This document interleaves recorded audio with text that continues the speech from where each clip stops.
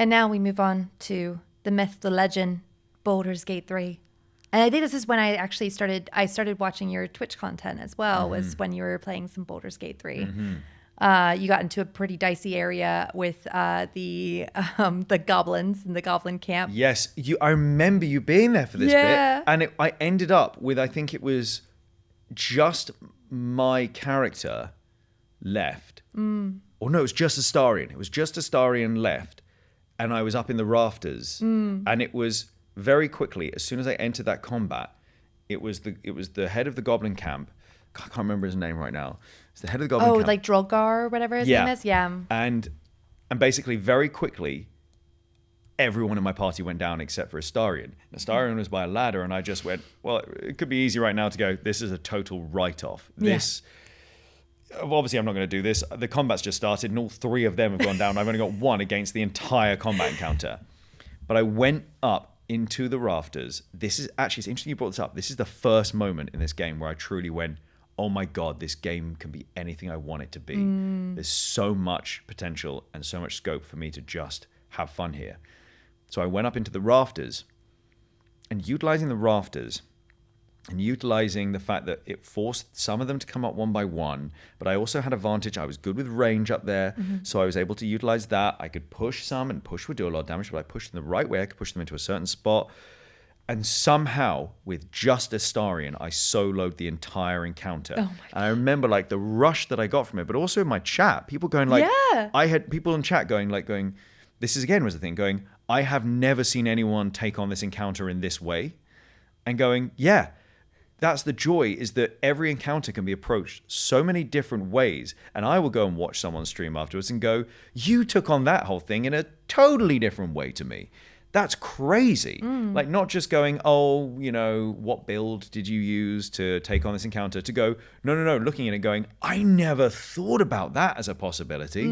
That's nuts that you thought of that. It was genuinely mind-blowing. That moment, and then the moment where I first went into the Underdark, and I thought I knew what I was with in the Underdark, in the tower, and then I kind of got to the bottom of the tower and it opened up and I suddenly looked out and I was like, oh my God, there's all of this? And people in chat going, and that's not all. Like, it blew me away, because what I thought was me just going down into like a dungeon area of a tower led to an entire other realm, an entire other world. And I was like, I could have missed this entirely. Yeah. And then I got really frustrated with people in chat going, no, you don't want to do that. Go down here because there's a sword. And I go, shut up. Just leave me be. Shut up. This is how my story is meant to unfold. This is the joy of D&D. This is the joy of everything that this game is. I'm experiencing this story the right way, the way that I'm just exploring it in this moment. There will come another playthrough where I will go, oh, I didn't go down that road, or I didn't loot that body last time, and I'll have a different story. The idea to me that I could go through the entire game with all the party members or none of the party members, the idea that I could turn some of the party members, but there were others who I could only push so far and then they would just walk away, that I would lose them, that I could put all this time into them, and then they would just go, I can't do this with you anymore. And it would, you know, pull at your heartstrings, or, you know, just make you question what you've done so far.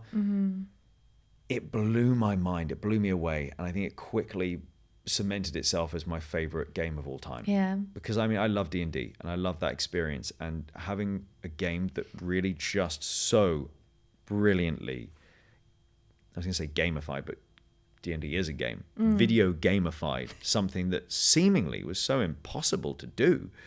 The whole thing about D&D is, what's your imagination saying? To take that and go, let's make it a video game and let's make it beloved by the people who love D&D. What an achievement. Like, that's mad. It's so impressive.